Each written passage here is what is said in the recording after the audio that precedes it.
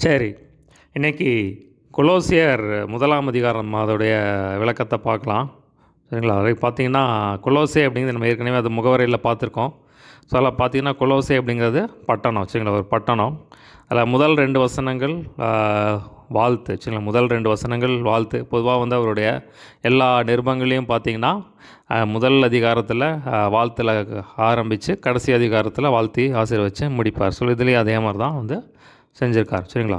So இது எழுதுனது யார் அப்படின்னு பார்த்தீங்கன்னா, முதல் வசனத்திலே இருக்குது. பவுலும் தீமோத்தேயும். சரிங்களா? அதெல்லாம் பவுலும் தீமோத்தேயும் சேர்த்து தான் இதை நிருபத்தை எழுதியிருக்காங்க. இதில் மெயினான ஆள் பார்த்தீங்கன்னா பவுல் தான். சரிங்களா?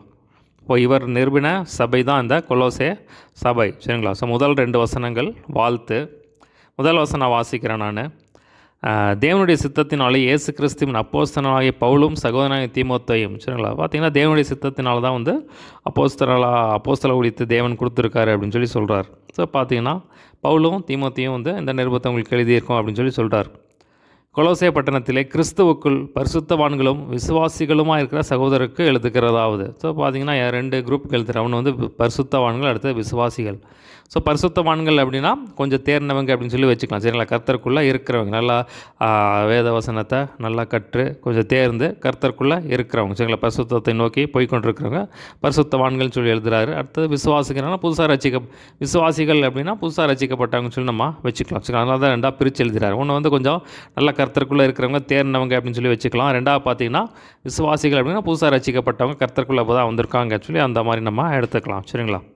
நம்முடைய பிதாவாகிய தேவனாலும் கர்த்தராக இயேசு கிறிஸ்துவினால் உங்களுக்கு கிருபையும் சமாதானமும் உண்டாவதாக. ஸோ பார்த்தீங்கன்னா உங்களுக்கு கிருபையும் சமாதானம் உண்டாவதாக சொல்லி எழுதுகிறார்.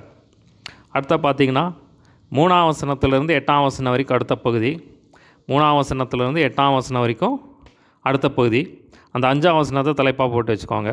நம்முடைய கர்த்தராக இயேசு கிறிஸ்துவின் பிதாவாகிய தேவனுக்கு சோத்திரம் செலுத்தி எப்போதும் உங்களுக்காக வேண்டுதல் செய்கிறோம். ஸோ அடுத்த வந்து சோத்திரம் செலுத்துகிறேன் அப்படின்னு சொல்லி சொல்கிறார். சரிங்களா? அந்த 5ஆம் வசனத்தை தலைப்பாக போட்டு வச்சுக்கோங்க. இப்போ எதுக்காக சோத்திரம் செலுத்துகிறேன்னு சொல்லி இங்கே 3ஆம் 4ஆம் வசனத்தில் இருக்குது பாருங்கள்.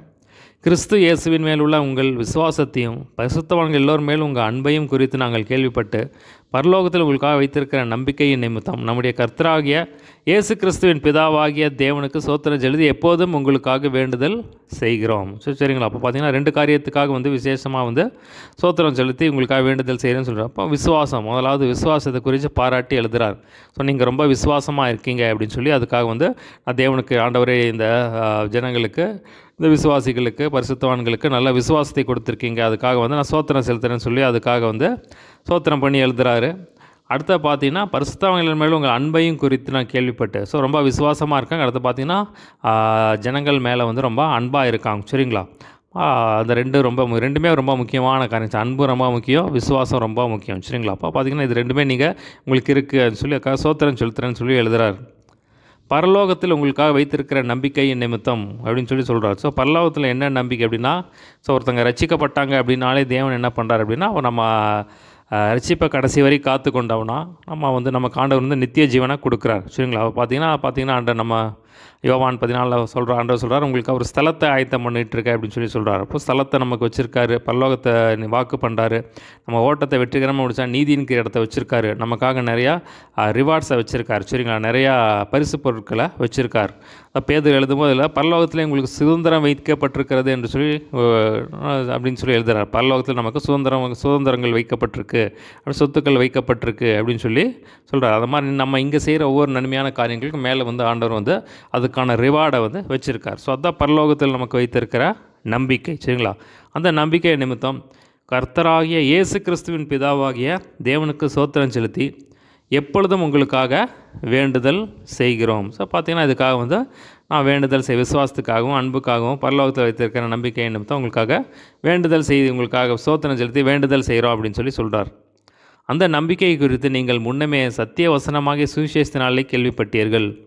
அந்த சுவிசேஷம் உலகமெங்கும் பரம்பி பலன் தருகிறது போல உங்களிடத்திலும் வந்து நீங்கள் அதை கேட்டு தேவ கிருபையை சத்தியத்தின்படி அறிந்து கொண்ட நாள் முதல் அது உங்களுக்கு பலன் தருகிறதா இருக்கிறது. ஸோ பார்த்தீங்கன்னா சொல்கிறார், நீங்கள் எப்போ வந்து சுவிசேஷத்தை கேட்டு ரட்சிப்பை பெற்றுக்கொண்டீங்களோ, வசனத்தை கேட்டு சத்திய வசனத்தை கேட்டு நீங்கள் வந்து ரட்சிக்கப்பட்டீங்களோ, அந்த ரட்சிக்கப்பட்ட நாள் முதல் வந்து அது வந்து உங்களுக்கு பலன் செய்கிறதா இருக்குது அப்படின்னு சொல்லி சொல்கிறார்.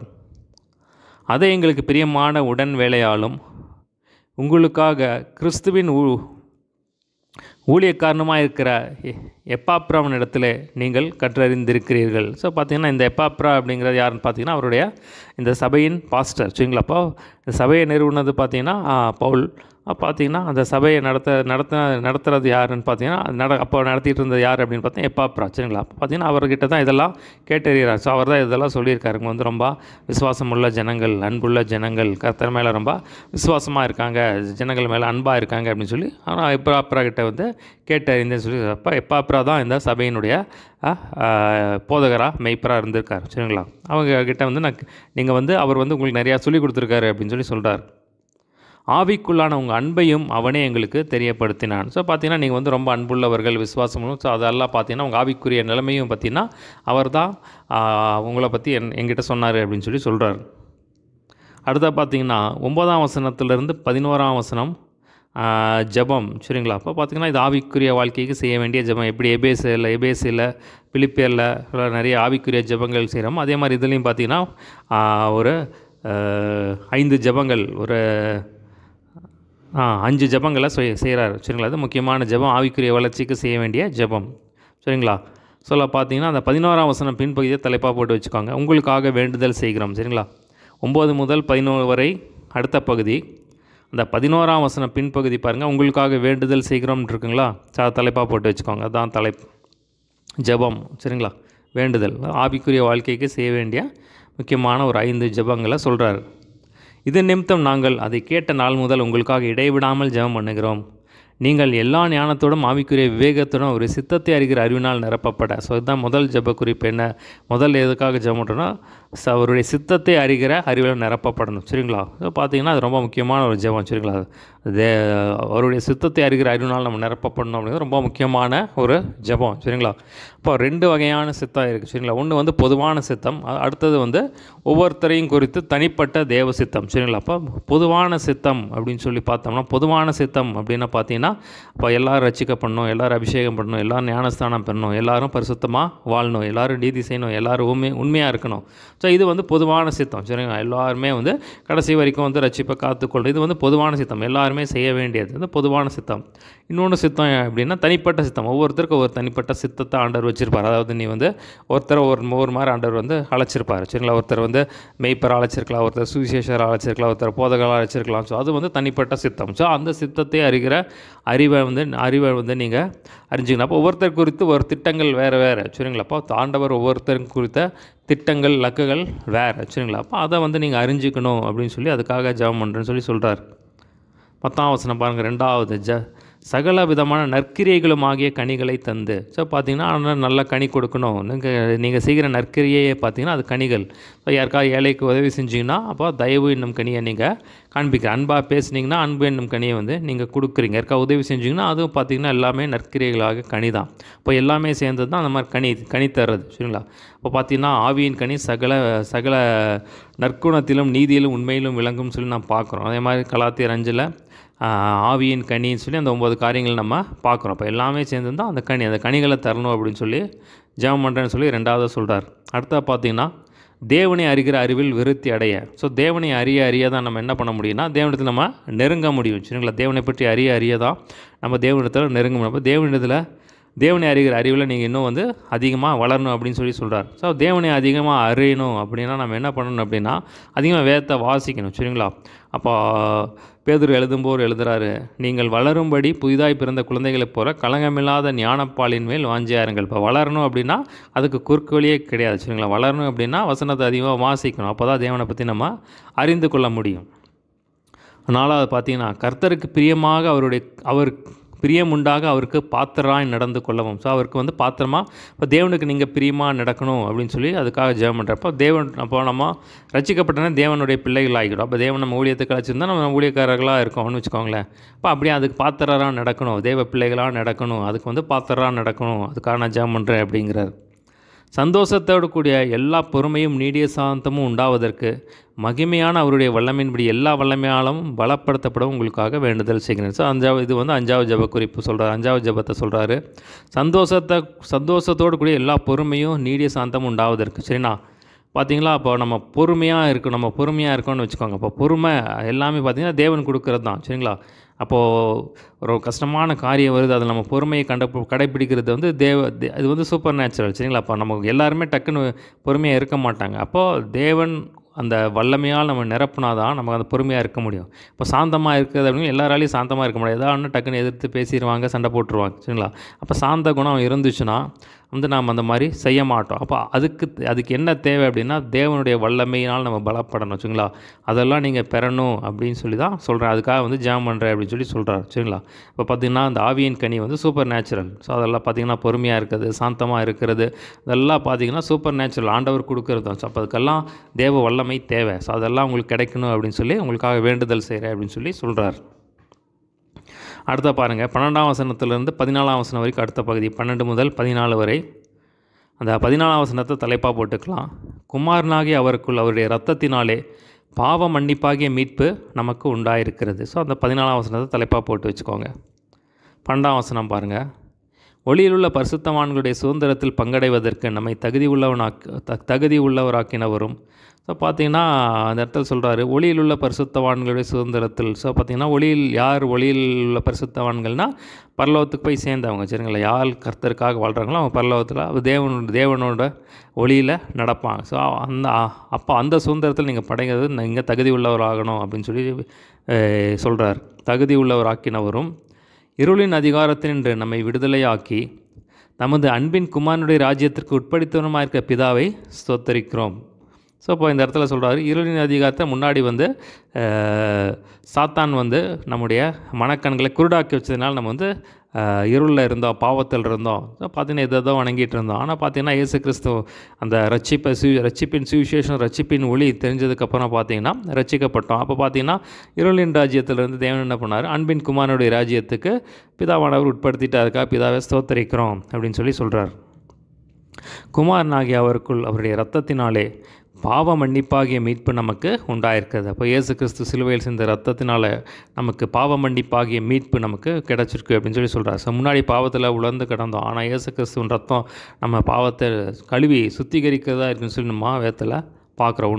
உண்மையே இல்லை, நம்ம பாவத்தை அறிக்கிட்டா நம்ம பாவத்தை எல்லாம் நீக்கி நம்மை சுத்திகரிக்க ஒரு உண்மையும் நீதி உள்ளவராக இருக்கிறான்னு சொல்லி நம்ம பார்க்குறோம். ஸோ பார்த்தீங்கன்னா அவர் நம்முடைய சொந்த ரத்தத்தை கொடுத்து கடைசி சொட்டு ரத்தம் வரைக்கும் வந்து கொடுத்தாரு வேதத்தில் பார்க்குறோம். கடைசி சொட்டு ரத்தத்தையும் கொடுத்து நம்ம விலைக்கு வாங்கியிருக்காருன்னு சொல்லி நம்ம பார்க்குறோம் பாருங்கள். அப்போ பார்த்தீங்கன்னா அது ஒரு சாதாரண விஷயமே இல்லை பாருங்கள். பார்த்திங்கன்னா அவருடைய ரத்தத்தினாலே பாவம் மன்னிப்பாகிய மீட்பு நமக்கு உண்டாயிருக்கு. இப்போ சொந்த ரத்தத்தை கொடுத்து நம்ம வந்து மீட்டெடுத்திருக்கார், நம்ம ரட்சிப்புக்குள்ளே நம்ம பிள்ளைகளாக மாற்றியிருக்கார், நமக்கு ரட்சிப்பை கொடுத்துருக்கான்னு சொல்லி இந்த இடத்துல சொல்கிறார். அடுத்தா பார்த்திங்கன்னா அதை தொடர்ச்சி தான் 15 முதல் 18 வரை.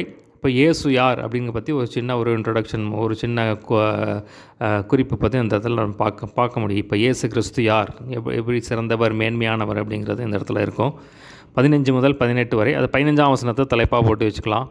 இயேசுவை பற்றின காரியங்கள். சரிங்களா? 15 முதல் 18 வரை. 15 தலைப்பை போட்டு வச்சுக்கோங்க. அவர் அதரிசனமான தேவனுடைய தற்சுரூபமும் சர்வ சிருஷ்டிக்கும் முந்தின பேருமானவர். ஸோ அதுதான் தலைப்பு. சரிங்களா? 15ஆம் வசனம் தலைப்பாக போட்டு வச்சுக்கோங்க. 15ஆம் வசனம் பாருங்கள். அவர் அதரிசனமான தேவனுடைய தற்சுரூபம். ஸோ நம்ம இதில் அதரிசனமான அப்படிங்கிறப்போ ஆங்கிலத்தில் பார்த்தீங்கன்னா இன்விசிபிள் காட் அப்படின்னு சொல்லி நம்ம பார்க்குறோம். ஸோ பார்த்தீங்கன்னா காணக்கூடாத இறைவர் அப்படின்னு சொல்லி அப்போ அவ்வளோ பெரியவர் அப்படின்னு சொல்லி இந்த இடத்துல சொல்கிறார். தேவனுடைய தற்சுரூபம். ஸோ தற்சுரூபம் அப்படின்னா என்னென்னா ஆங்கிலத்தில் பார்த்தீங்கன்னா இமேஜ் ஆஃப் காட் அப்படின்னு சொல்லி பார்க்குறோம். அப்போ இயேசு கிறிஸ்து யாருன்னா invisible image of God. So அப்படி சொல்லி இன்விசிபிள் இமேஜ் ஆஃப் காட் அப்படின்னு சொல்லி நம்ம வேதத்தில் பார்க்குறோம். பார்த்திங்கன்னா தேவனுடைய தற்சுரூபம். அதாவது பார்த்திங்கன்னா யோவான் 14 நம்ம பார்க்குறோம். பிலிப்பு கேட்குறாரு, இயேசு கிறிஸ்துவை பார்த்து கேட்குறாரு, இயேசுவே பிதாவை எங்களுக்கு காண்பியும், எனக்கு அது போதும் அப்படின்னு சொல்லி பிதாவை பற்றி சொல்லிட்டு வர்றாரு. அப்போ சொல்கிறாரு, பிதாவை எங்களுக்கு காண்பியும், எங்களுக்கு போதும் அப்படின்னு சொல்லி உடனே இயேசு சொல்கிறாரு, நீ பிதாவை காண்பின்னு சொல்லி எப்படி சொல்கிற நான் என்னை பார்த்தா நீ பிதாவை பார்த்த மாதிரி தான். பார்த்தீங்கன்னா நானும் பிதாவும் ஒன்றாக இருக்கோம். என்னை கண்டவன் பிதாவை கண்டான். நான் பிதாவிலும் பிதா என்னில் இருக்கிறத வந்து நம்புங்க. என்னுடைய கிரியையெல்லாம் வந்து எல்லாமே வந்து பிதா தான் செய்கிறாரு அப்படின்னு சொல்லி சொல்கிறார். ஸோ பார்த்தீங்கன்னா அதான் சொல்கிறார். இப்போ நானும் பிதா ஒன்றா இருக்கேன். அப்போ நான் பிதா எப்படி இருப்பார் அப்படின்னா இந்த மாதிரியே தான் இருப்பார். இப்போ நான் எப்படி அன்பாக இருக்கேனோ அது என் பிதா அன்பாக தான் இருப்பார். நான் எப்படி இறக்க குணமுள்ளவர் இருக்கேன்னா பிதா இறக்க குணமுள்ளவராக இருப்பார். நான் எப்படி மனதுருக்கம் உள்ளவராக இருக்கிறோன்னா அப்படி தான் பிதாவானவரும் மனதுருக்கம் உள்ளவர் இருக்கிறார். அதான் சொல்கிறார் தேவனுடைய தற்சுரூபம். So God's image. ஸோ பிதாவானவர் எப்படி இருப்பாரோ அதோடைய அச்சாக தான் நான் இருக்கேன் அப்படின்னு சொல்லி சொல்கிறார். சர்வ சிருஷ்டிக்கும் முந்தின பேருமானவர். ஸோ பார்த்திங்கன்னா எல்லா சிருஷ்டிக்கும் முந்தின சிருஷ்டி யார்? முதல்ல சர்வ சிருஷ்டிக்கும் முந்தினவர், ஆதி முதல் இருந்தவர் யாருன்னா இயேசு கிறிஸ்து அப்படின்னு சொல்லி நம்ம இந்த இடத்துல சொல்கிறார். ஏனென்றால் அவருக்குள் சகலவும் சிருஷ்டிக்கப்பட்டது. ஸோ அவருக்குள்ளே தான் வந்து எல்லாம் சிருஷ்டிக்கப்பட்டது.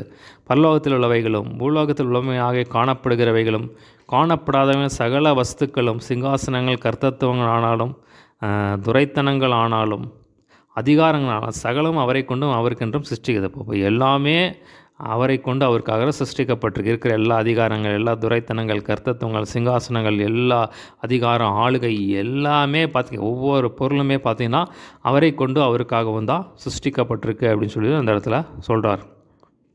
அவர் எல்லாவற்றிற்கும் முந்தினவர். சொன்ன பார்த்து முன்னாடி எல்லாருக்கும் ஆதி முதல் இருந்த தேவன் அவர். சரிங்களா? எல்லாம் அவருக்குள் நிலை நிற்கிறது. ஸோ பார்த்திங்கன்னா அவருக்குள்ளே எல்லாமே நிலை நிற்கும். சரிங்களா? எல்லாமே அவருடைய கண்ட்ரோலுக்குள்ளே தான் இருக்குது அப்படின்னு சொல்லி சொல்கிறார். அவரே சபையாகிய சரீரத்துக்கும் தலையானவர். ஸோ சபையாகிய சரீரத்துக்கு தலை யாருன்னா இயேசு கிறிஸ்து தான். அப்போ கிறிஸ்து சபைக்கு தலையாக இருக்கிறான்னு சொல்லி சொல்கிறார். எல்லாவற்றிலும் முதல்வராக இருக்கும்படி அவரே ஆதியும் மரித்தோர்ந்து எழுந்தவர் முதற் பேருமானவர். ஸோ எல்லாவற்றுக்கும் முதலானவர் முதல்வர் அப்படின்னு நம்ம வேதத்தில் பார்க்குறோம். எல்லா நாமத்துக்கும் மேலான நாமம் எந்த நாமம் அப்படின்னா இயேசு கிறிஸ்துவனுடைய நாமம் தான். சரிங்களா? இப்போ முழங்கால் யாவும் முடங்கும் நாமம்னா இயேசு கிறிஸ்துவின் நாமம் தான். ஸோ அந்த நாமத்தினால தான் நமக்கு விடுதலை, அந்த நாமத்தினால தான் நமக்கு வந்து ரட்சிப்பு, அந்த நாமத்தினால தான் நமக்கு அற்புதம். சரிங்களா? அந்த நாமத்தினால தான் வந்து எல்லா சுகம், செழிப்பு, ஆரோக்கியம், ஆசீர்வாதம் எல்லாம் அதுக்குள்ளே தான் இருக்குது. சரிங்களா? அப்போ எல்லாவற்றிற்கும் முதல்வராக இருக்க முடியும். அவரே ஆதியும் ஆதி அப்படின்னா முன்னாடி இருந்தவர், மரித்தோரிருந்து எழுந்த முதற் பேருமானவர். ஸோ மரித்தோரிருந்து எழுந்த முதற் பேருமானவர் இயேசு கிறிஸ்து. ஏன்னா இயேசு கிறிஸ்து மரித்து 3ஆம் நாள் உயிரோடு எழுந்தார். அதை வந்து இந்த இடத்துல சொல்கிறார். அடுத்த பாருங்கள், 19ஆம் வசனத்திலிருந்து 23ஆம் வசனம் வரைக்கும் அடுத்த 19 முதல் 23 வரைக்கும் அடுத்த பகுதி. அந்த 20ஆம் வசனத்தை தலைப்பாக போட்டு வச்சுக்கோங்க. அவர் சிலுவையில் சிந்தின இரத்தத்தினாலே சமாதானத்தை உண்டாக்கி. ஸோ அதை தலைப்பாக போட்டு வச்சுக்கோங்க. 19 முதல் 23 வரை. 19 வாசிக்கிறேன். சகல பரிபூர்ணமும் அவருக்குள்ளே வாசமாக இருக்கவும் அவர் சிலுவையில் சிந்தின இரத்தத்தினாலே சமாதானத்தை உண்டாக்கி. ஸோ அந்த இடத்துல பார்க்கணும், சகல பரிபூர்ணமும் அவருக்குள்ளே வாசமாக இருக்கணும் அப்படின்னு சொல்லி சொல்கிறப்ப எல்லாமே அவருக்குள்ளே இருக்கணும் அப்படின்னு சொல்லி சிலுவையில் சிந்தின ரத்தத்தினாலே சமாதானத்தை உண்டாக்கி பூலோகத்தில் உள்ளவைகள் பரலோகத்தில் உள்ளவைகள் யாவும் அவர் மூலமாய் தமக்கு ஒப்புரவாக்கி கொள்ளவும் அவருக்கு பிரியமாயிற்று. ஸோ அந்த இடத்துல சொல்கிறார் சகல பரிபூர்ணமும் அவருக்குள்ளே வாசமாக இருக்குது. ஸோ அவருக்குள்ளே தான் எல்லாமே இருக்குது. இப்போ அன்பு அவருக்குள்ளே தான் இருக்குது, சமாதானம் அவருக்குள்ளே தான் இருக்குது, ஆசீர்வாதம் அவருக்குள்ளே தான் இருக்குது, செழிப்பு அவருக்குள்ளே தான் இருக்குது, விடுதலை அவருக்குள்ளே தான் இருக்குது. ஸோ எல்லாமே அவருக்குள்ளே தான் இருக்குது. ஸோ எல்லா நன்மைகள் அவருக்குள்ளே தான் இருக்குது. ஸோ எல்லாமே அவருக்குள்ளே தான் இருக்குது. பார்த்திங்கன்னா கிறிஸ்துவுக்குள்ளே எல்லாமே இருக்குது. ஸோ அதான் இந்த சொல்கிறார் சகல பரிபூர்ணமும் அவருக்குள்ளே வாசமாக இருக்குது. இப்போ கிறிஸ்து நமக்குள்ளே இருந்தால் பூரணர் நமக்குள்ளே இருக்கிறார். சரிங்களா? அப்போ சகல பரிபூர்ணமும் அவருக்குள்ளே இருக்குது. ஸோ அன்பில் பூரணர் யாருன்னா இயேசு கிறிஸ்து, இரக்கத்தில் பூரணர் யாருன்னா இயேசு கிறிஸ்து, அதே உருக்கத்தில் பூரணர் யாருன்னா இயேசு கிறிஸ்து. சரிங்களா? அப்போ சகல நற்குணம் பார்த்திங்கன்னா அவருக்குள்ளே தான் இருக்குது. எல்லாமே நன்மைகள் அவருக்குள்ளே தான் இருக்குது. சரிங்களா? அப்போ எல்லா பூரணம் அவருக்குள்ளே இருக்குது. அவர் சிலுவையில் சிந்தின ரத்தத்தினாலே சமாதானத்தை உண்டாக்கி. ஸோ பார்த்தீங்கன்னா ரொம்ப ஒரு முக்கியமான சத்தியம் பாருங்கள். சிலுவையில் சிந்தின ரத்தத்தினால் நமக்கு சமாதானத்தை உண்டாக்க. அப்போ இயேசு கிறிஸ்து ரத்தத்தை நம்ம அந்த இடத்துல தெளித்து ஜெபம் பண்ணும்போது அதில் இருக்க சமாதான குறைச்சலான காரியங்களெல்லாம் வந்து விடுபட்டுருப்பாங்க. இப்போ இயேசுவின் ரத்தத்திற்கு அந்த வல்லமை இருக்குது. சரிங்களா? அப்போ சமாதானத்தை கெடுக்கிற காரியங்கள், அந்த ஆவிகள் எல்லாம் வந்து கட்டப்பட்டுரும் பாருங்கள். அதிலிருந்து ஒரு விடுதலை ஆண்டவர் தர வல்லவராக இருக்கிறார் பாருங்கள். சமாதானத்தை உண்டாக்கி பூலோகத்தில் உள்ளவைகள் பரலோகத்தில் உள்ளவைகள் யாவையும் அவர் மூலமாய் தமக்கு ஒப்புரவாக்கி கொள்ளவும் அவருக்கு பிரியமாயிற்று. ஸோ அந்த இடத்துல என்ன சொல்கிறாருன்னா பூலோகத்தில் உள்ளவைகள் பரலோகத்தில் உள்ளவைகள் யாவையும் அவர் மூலமாய் தமக்கு ஒப்புரவாக்கி கொள்ளவும் அவருக்கு பிரியமாயிற்று. ஸோ யார் அப்படின்னா பூலோகத்தில் உள்ளவைகள் பரலோகத்தில் உள்ளவைகள் யாவையும் அவர் மூலமாய்ங்கிறது இயேசு கிறிஸ்து மூலமாய், இயேசு கிறிஸ்து தமக்கு அப்படிங்கிறது பிதாவானவரை குறிக்கிறது. ஒப்புரவாக்கி கொள்ளவும் அவருக்கு பிரியமாயிற்று. அவருக்குங்கிறது பிதாவானவருக்கு பிரியமாயிற்று. ஸோ அதான் இந்த இடத்துல சொல்கிறார். பூலோகத்தில் உள்ளவைகள் பரலோகத்தில் உள்ளவைகள் யாவும் இயேசு கிறிஸ்து மூலமாய் பிதாவுக்கு ஒப்புரவாக்கி கொள்ளவும் பிதாவுக்கு பிரியமாயிற்று. ஸோ அதான் இந்த இடத்துல சொல்கிறார். முன்னே அந்நியராயும் துர்க்கிரியையினால் மனதிலே சத்துருக்களுக்காயும் இருந்த உங்களையும் பரிசுத்தராகவும் குற்றமற்றவர்களாகவும் கண்டிக்கப்படாதவர்களாகவும் தமக்கு முன் நிறுத்தும்படியாக அவருக்கு அவருடைய மாம்ச சரீரத்தில் அடைந்த மரணத்தினாலே இப்பொழுது ஒப்புரவாக்கினார். ஸோ பார்த்தீங்கன்னா முன்னாடி பாவத்தில் இருந்தீங்க, துர்க்குணியில் இருந்தீங்க, தேவனுக்கு சத்துருக்களாக இருந்தீங்க. ஆனால் பார்த்தீங்கன்னா நீங்கள் பரிசுத்தராக மாறணும், குற்றமற்றவர்களாக மாறணும், கண்டிக்கப்படாதெல்லாம் மாறணும். சிலுவைக்காக இயேசு தாமே சிலுவையில் ஒப்பு கொடுத்தார் அப்படின்னு சொல்கிறார். ஸோ இது ரொம்ப முக்கியமான ஒரு காரியம் பாருங்கள். இப்போ பார்த்தீங்கன்னா நம்ம பரிசுத்தவான்களாக மாறணும், குற்றமற்றவர்களாக இருக்கணும், கண்டிக்கப்படாதவர்களாக இருக்கணுங்கிறதுக்காக இயேசு கிறிஸ்து 2000 வருஷத்துக்கு முன்னாடி சிலுவையில் ஒரு கிரியத்தை செலுத்தியிருக்கார். ரொம்ப ஒரு முக்கியமான சத்தியம் பாருங்கள்.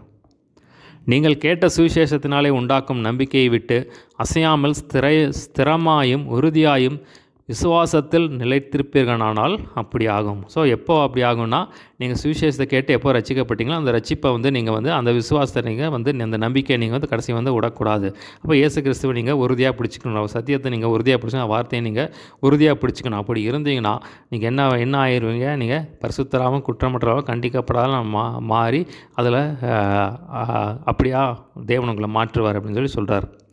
அதுக்கு அந்த சுவிசேஷம் வானத்தின் கீழே இருக்கிற சகல சிருஷ்டிகளுக்கும் பிரசங்கிக்கப்பட்டு வருகிறது. அதற்கென்றே பவுலாகிய நான் ஊழியக்காரனானேன். ஸோ பார்த்தீங்கன்னா இந்த நற்செய்தியை சுவிசேஷம் அறிவிக்க தான் ஆண்டவர் இந்த ஊழியக்காரனை தெரிந்து கொண்டிருக்கிறார் அப்படின்னு சொல்கிறார். அடுத்தா பாருங்கள், 24ஆம் வசனத்திலிருந்து கடைசி வரைக்கும் 29 வரைக்கும் கடைசி பகுதி. அந்த 27ஆம் வசனம் பின்பகுதியை தலைப்பாக போட்டு வச்சுக்கலாம். கிறிஸ்துவானவர் மகிமையின் நம்பிக்கையாக உங்களுக்குள் இருப்பதே அந்த ரகசியம். சரிங்களா? 24 முதல் 29, 27 பின்பகுதி தலைப்பாக போட்டு வச்சுக்கோங்க. 24 வாசிக்கிறேன். இப்பொழுது நான் உங்கள் நிமித்தம் அனுபவிக்கிற பாடுகளில் சந்தோஷமடைந்து கிறிஸ்துவனுடைய உபத்திரங்களில் குறைவானதே அவருடைய சரீரமாகிய சபைக்காக என் மாம்சத்திலே நிறைவேற்றுகிறேன். ஸோ பார்த்தீங்கன்னா சொல்கிறார் பாருங்கள், நான் உங்கள் நிமித்தம் அனுபவிக்கிற பாடுகளில் சந்தோஷம் அடைந்து. ஸோ பார்த்தீங்கன்னா உங்களுக்கு நான் ஊழியக்காரனாக இருக்கிறனால, உங்களுக்கு நான் ஊழியம் செய்கிறனால எனக்கு சில பாடுகள் வருது. ஆனால் அந்த பாடுகள் உபத்திரங்கள் உங்களுக்கு ஆசீர்வாதமாக இருக்குது அப்படின்னு சொல்கிறார். அது உங்களுக்கு ஆசீர்வாதமாக இருக்குது, ஆசீர்வாதத்தை கொண்டு வரும் அப்படின்னு சொல்கிறார். ஆதி காலங்களுக்கும் தலைமுறைக்கும் மறைவாக இருந்து இப்பொழுது அவருடைய பரிசுத்தவான்களுக்கு வெளியாக்கப்பட்ட ரகசியமாக தேவவசனத்தை பூர்ணமாய் தெரியப்படுத்துகிறதற்கு உங்கள் பொருட்டு தேவனால் எனக்கு அளிக்கப்பட்ட உத்வேகத்தின்படி நான் அந்த சபைக்கு ஊழியக்காரனானேன். ஸோ பார்த்தீங்கன்னா முன்னாடி இந்த ரகசியமாக இருந்துச்சு. இப்போ முன்னாடி பார்த்தீங்கன்னா அப்போ எது ரகசியம் அப்படின்னு சொல்கிறாருன்னா, அது தேவ வசனம் தான் ரகசியம். அது இப்போ மேசியா யார் அப்படிங்கிறது தெரில, மேசியா வருவாங்க, மேசியா யார் அப்படிங்கிறது தெரில. இப்போ பார்த்தீங்கன்னா கிறிஸ்து தான் மேசியா. அந்த சுவிசேஷம் எல்லா ஜனங்களுக்கும் மிகுந்த நற்செய்தியை உண்டாக்கும் சுவிசேஷம் யாருன்னா கிறிஸ்து தான். சார் பார்த்தீங்கன்னா அந்த மேசியா தான், அந்த கிறிஸ்து தான் அந்த மேசியா. அவர் தான் உலக ரட்சகர்.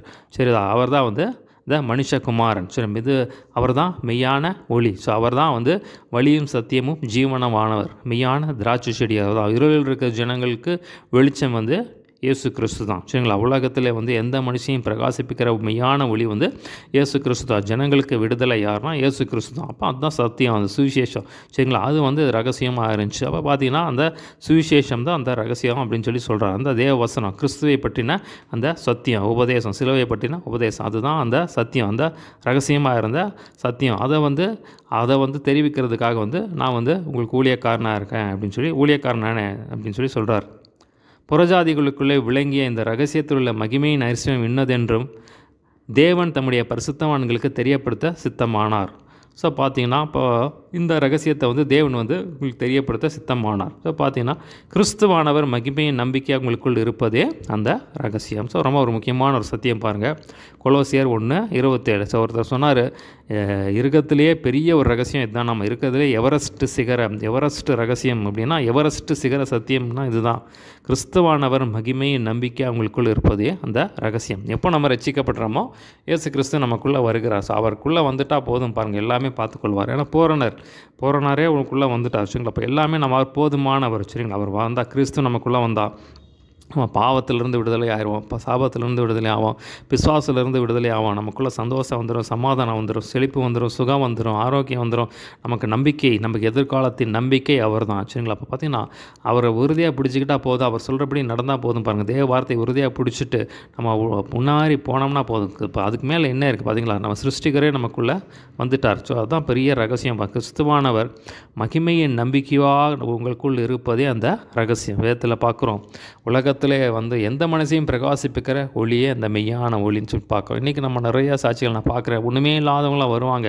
ஆனால் பார்த்திங்கன்னா தேவன் அவங்கள எடுத்து அவங்கள பாவ வாழ்க்கையெல்லாம் கழுவி சுத்திகரித்து அவர்கள் மூலமாக தேவன் பெரிய பெரிய காரியங்களை செய்ததை நான் பார்த்துருக்கேன், கண்ணால் பார்த்துருக்கேன். பாருங்கள், சரிங்களா? இன்றைக்கி அவர் மாறாதவர். சரிங்களா? பார்த்திங்கன்னா நமக்கு அவரை மட்டும் உறுதியாக பிடிச்சிட்டா போதும். பாருங்கள், ஸோ என்ன ஆனாலும் சரி, அது கண்மலையின் மேல் கட்டப்பட்ட வீடாக இருக்கிறார். சரிங்களா? கண்மலையின் மேல் கட்டப்பட்ட வீடு தான் கிறிஸ்து. சரிங்களா? அந்த வசனத்தின் மேலே கண்மலையாக கிறிஸ்து மேலே நம்ம உறுதியாக நின்றுட்டோம்னா போதும், அவர் நமக்குள்ளே இருக்கார். பாருங்கள், அதை விட நமக்கு வேறு என்ன தேவை? அதை விட பெருசு ஒன்றும் கிடையாது. பெரிய நற்செய்தி அதுதான், கிறிஸ்து எனக்குள்ளே இருக்கிறார். ஸோ அதை விட பெரிய பெருசு ஒன்றுமே கிடையாது உலகத்தில். 1000 கோடிகள் இருந்தாலும் தேவன் நமக்குள்ளே இருக்கிறார், நம்ம நடத்துகிறார், அவரோட சித்தத்துக்கு நான் செய்ய நான் ஒப்பு கொடுக்குறேன். இதுக்கு மேலே ஒன்றுமே கிடையாது. பாருங்கள், சரிங்களா? தான் அந்த இடத்துல சொல்கிறார், எந்த மனுஷனையும் கிறிஸ்து இயேசுவுக்குள் தேறினவனாக நிறுத்தும்படிக்கு அவரையே நாங்கள் அறிவித்து எந்த மனுஷனுக்கும் புத்தி சொல்லி எந்த மனுஷனுக்கும் எல்லா ஞானத்தோடும் உபதேசம் பண்ணுகிறோம். ஸோ பார்த்திங்கன்னா எந்த மனுஷனையும் கிறிஸ்து இயேசுக்குள்ளே தேர்வு நிறுத்தும்படி நாங்கள் அவரே அறிவித்து புத்தி சொல்லி எல்லா ஞானத்தோடும் உபதேசம் பண்ணுகிறோம்னு சொல்கிறார். அதற்காக நான் எனக்குள்ளே வல்லமையாக கிரியை நடப்பிக்கிற அவருடைய வளத்தின்படியே போராடி பிரயாசப்படுகிறேன். ஸோ அதான் சொல்கிறார், அப்போ இப்படியாவது இந்த சத்தியத்தை உங்களுக்கு சொல்லணும் அப்படிங்கிறதுக்காக உங்களுக்காக நான் ஜெபம் பண்ணுறேன், உங்களுக்காக பிரசங்கிக்கிறேன், உங்களுக்காக போதிக்கிறேன், நான் உங்களுக்கு புத்தி சொல்கிறேன், உங்களுக்கு ஆலோசனை சொல்கிறேன், உங்களுக்கு நான் நல்லா ட்ரெயின் பண்ணுறேன் அப்படின்னு சொல்லி உங்களை நான் சகல சத்தியத்துக்குள்ளே நான் நடத்துகிறேன், நான் தேவவசனத்தை போதிச்சு உங்களை நான் நடத்துகிறேன், என்னால் முடிஞ்ச அளவுக்கு போராடி பிரயாசப்படுறேன் அப்படின்னு சொல்லி சொல்கிறார். சரிங்களா? இதுதான் 1ஆம் அதிகாரம்.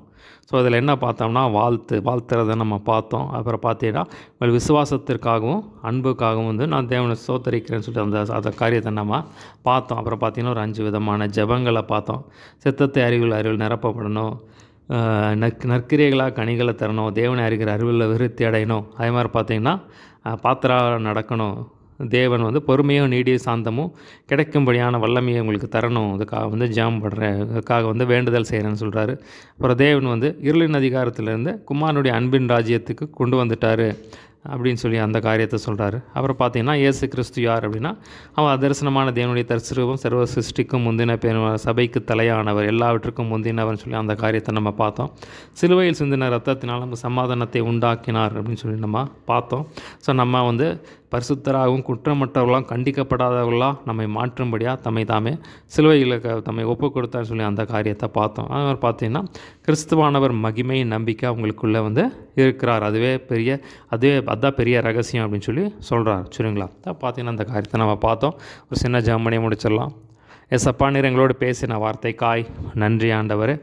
எஸ்அப்பா, எங்களுக்கு நல்ல எங்கள் விசுவாசத்தை வர்த்திக்க பண்ணுங்கள், இன்னும் அதிகமாக உங்கள் அன்பில் நிரம்ப கர்த்தர் கிருபை செய்யுங்க, அறிகிற அறிவில் நிரப்பப்பட கிருபை செய்யுங்க, எல்லா விதமான கனிகளை தர கிருபை செய்யுங்க, உண்மை அறிகிற சித்தத்தை அறிகிற அறிவினால் நிரம்ப கர்த்தர் கிருபை செய்யுங்க, அவங்க பாத்திரவான்களை நடக்க கிருபை செய்யுங்க, பொறுமையும் நீடிய சாந்தமாக இருக்க வல்லமையால் நிரப்பங்க ஆண்டவரே. உங்களுடைய விலையேற பெற்ற உங்கள் ரத்தத்தை கொண்டு எங்களை இப்போ மீட்டீரே, அதற்காக நமக்கு நன்றி செலுத்துகிற ஆண்டவரே. சிலுவையில் சிந்தின ரத்தத்தினால் சமாதானத்தை உண்டாக்கின எல்லா சமாதான குறைச்சலான காரியங்கள் விலகட்டு இயேசுவின் நாமத்தினால் தரமட்டமாய் தாழ்த்துக்கிறோம். கிறிஸ்துவானவர் மகிமையை நம்பிக்கையாக எங்களுக்குள்ளே இருக்கிறீர், அதற்காக நமக்கு ஸ்தோத்திர ஆண்டவரே. உங்கள் சித்தம் மாத்திரம் எங்கள் வாழ்க்கையில் நடக்கணும். தரமட்டமாய் தாழ்த்தியும் கருத்தில் வைக்கிறோம். சொல்லப்பட்ட வசனங்கள் 100 பெருகி பலன் தர கிருபை செய்யும். நாம் மாத்திரமே பட்டு இயேசுவின் நாமத்தை எல்லாவற்றும் கேட்குறோம் ஜீவன் நல்ல பிதாவே, ஆமென்.